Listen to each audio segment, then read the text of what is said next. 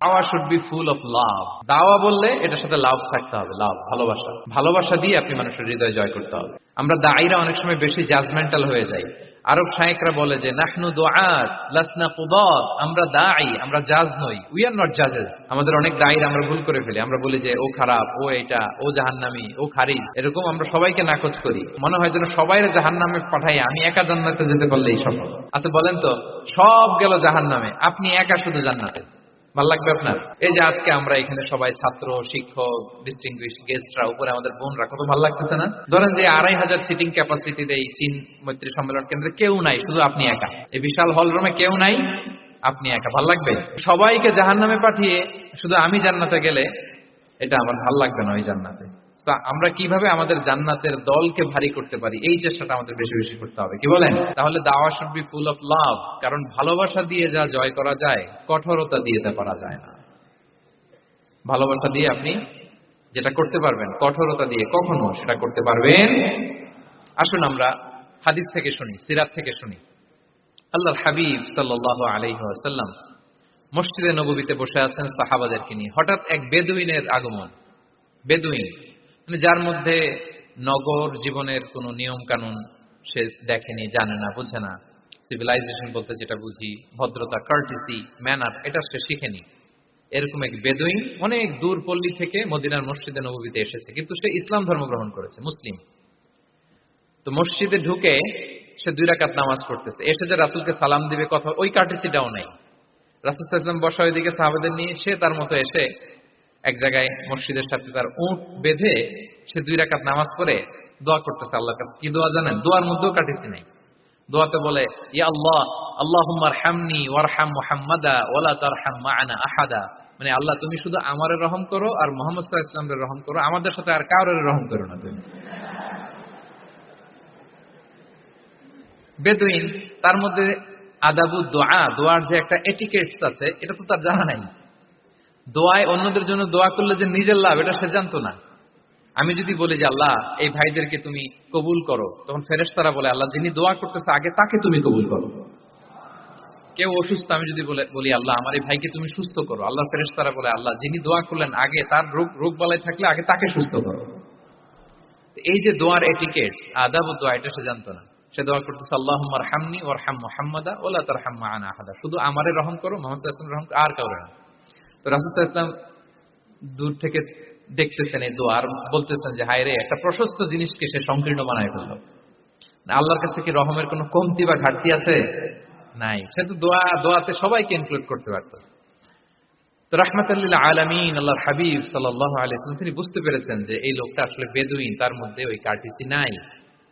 তো তিনি ফলো করতে লাগলেন যে দেখি লোকটা কি করে। তো লোকটা দোয়া টোয়া করেই এবার যে মসজিদের এক কর্নারে বসে ওখানেই পেশাব করা শুরু করলো।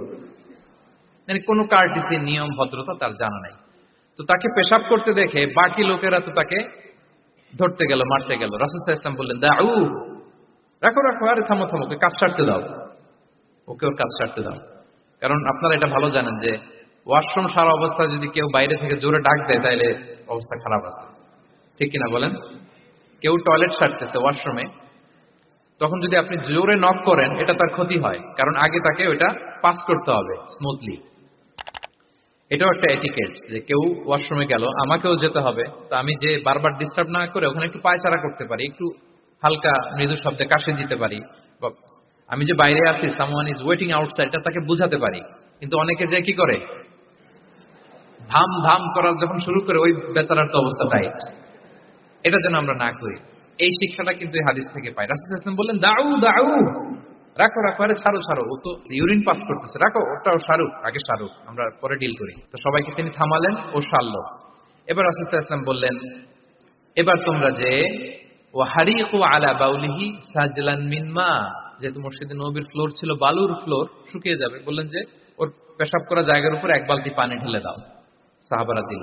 আর এই বেদুইন লোককে রাসূল সাল্লাল্লাহু আলাইহি ওয়াসাল্লাম কাছে টেনে নিলেন, যে তাকে খুব ভালোবাসা দিয়ে বললেন, কি অবস্থা তোমার, কোত্থেকে আসছো, সব খোঁজ খবর নিয়ে বললেন যে তুমি যে এখানে নামাজ পড়লা, এরপরে আবার এই কাজটা সারলা, তুমি কি জানো এখানে আল্লাহর জিকির করা হয়, এটা আমাদের ইবাদতগাহ, এখানে আমরা রবের জিকির করি।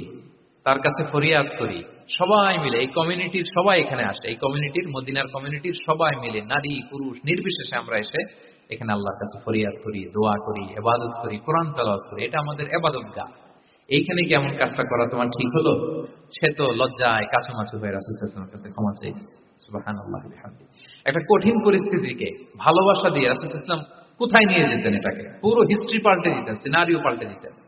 সাহাবারা অবাক হলো, তারাও শিখলো যে না, এরকম করা যাবে না। তখন তাকে এইভাবে ডিল করলেন। আর সাহাবারা যারা রাগারাগি করেছিল, সাহাবীদেরকে রাসূল সাল্লাল্লাহু আলাইহি ওয়াসাল্লাম বললেন, ফাইন্নামা বুইসতুম মুয়াসসিরিন ওয়া লাম তুবআসু মুআসসিরিন। মনে রাখো, তোমরা সহজপন্থী হয়ে প্রেরিত হয়েছো, তোমরা কঠিন কট্টরপন্থী হয়ে জটিলপন্থী হয়ে প্রেরিত হও নাই। তোমরা কোনো কাজকে জটিল ভাবে সমাধানের দিকে যেও না, সহজ করে সলভ করবা। সুবহানাল্লাহ, সুবহানাল্লাহ। তাহলে দেখেন, ভালোবাসা দিয়ে রাসূল সাল্লাল্লাহু আলাইহি ওয়াসাল্লাম ওই বেদুইনকে যেভাবে আদব শিক্ষা দিলেন, তার হৃদয় জয় করলেন, কঠোরতা দিয়ে পারা যেত? তো 6 নাম্বার দাওয়া মেথোডোলজি হচ্ছে দাওয়া should be full of love, full of love, full of well wishes. আপনি শুভকামনা, ভালোবাসা, এটা দিয়ে আপনি মানুষের হৃদয়ে যতটুকু জায়গা পাবেন, কঠোরতা দিয়ে পাবেন না। আরেকটা ছোট্ট উদাহরণ দেই। সুমামা ইবনে উসাল রাদিয়াল্লাহু তাআলা আনহু, উনি ইয়ামামার অধিপতি ছিলেন, অধিপতি। রাসূল সাল্লাল্লাহু আলাইহি ওয়াসাল্লামকে হত্যা করতে এসেছিলেন গোপনে। কি করতে? হত্যা করতে। কি করতে বলেন সবাই? হত্যা করার জন্য এসেছিলেন। কিন্তু দুর্ভাগ্যক্রমে হত্যা করতে এসে সে ধরা পড়ে গেছে সাহাবীদের হাতে, হত্যা করতে পারে নাই সুমামা ইবনে উসাল। তো সাহাবীরা তাকে ধরে মসজিদে নববীর পিলারের সাথে বেঁধে রাখলো, বেঁধে রাসূল সাল্লাল্লাহু আলাইহি ওয়াসাল্লামকে ডাকলো। তারা বলল যে ইয়া রাসূলুল্লাহ, দেখেন ইয়ামামা থেকে আসছে সুমামা ইবনে উসাল আপনাকে হত্যা করবার জন্য, তাকে আমরা ধরে ফেলেছি, আমরা বেঁধে রেখেছি। তো রাসূল সাল্লাল্লাহু আলাইহি ওয়াসাল্লাম তার কাছে যেয়ে তার খোঁজ খবর নিলেন প্রথম দিন, এবং তার সামনে যথারীতি তাওহীদ এবং রিসালার দাওয়াত দিলেন। ফিরে আসলেন, ফিরে এসে সাহাবাদেরকে বললেন, তোমাদের ঘরে ভালো রুটি আছে কার কাছে? রুটির কালেকশন, আটা পিষে রুটি বানাতে পারবে। একজন বলল আমি। বললো যে এটা সুমামাকে দিয়ে আসো। তো দিয়ে আসলো। আরেকজন বললো ভালো তাজা খেজুর আছে কার কাছে? এক সাহাবী বললেন আমার কাছে। রাসূল সাল্লাল্লাহু আলাইহি ওয়াসাল্লাম বললেন যাও, এটা সুমামাকে দিয়ে আসো। দিয়ে আসলেন।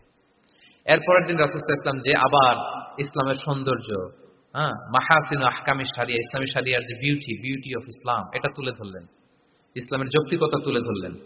সে অবাক হতে লাগলো যে কিরে, যুদ্ধবন্দীদের সাথে মুহাম্মদ সাল্লাল্লাহু আলাইহি ওয়াসাল্লাম এবং তার অনুসারীরা এরকম আচরণ করে? সে তো যুদ্ধবন্দী, এত সুন্দর আচরণ।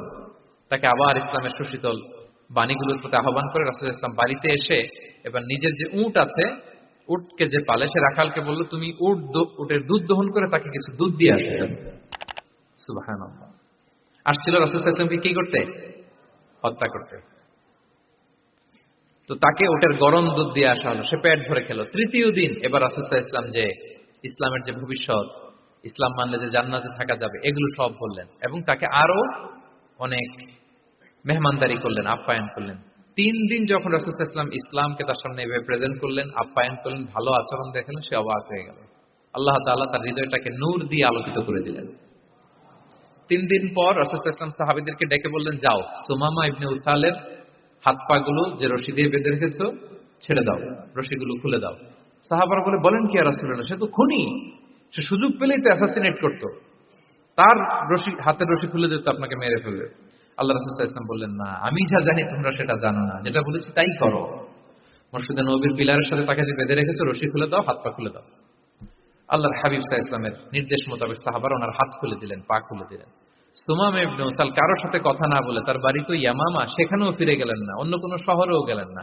তিনি মদিনা থেকে অনতি দূরে একটা খেজুরের বাগান আছে, ওখানে কুয়া আছে, উনি যে ওই কুয়ার পানি দিয়ে গোসল করলেন।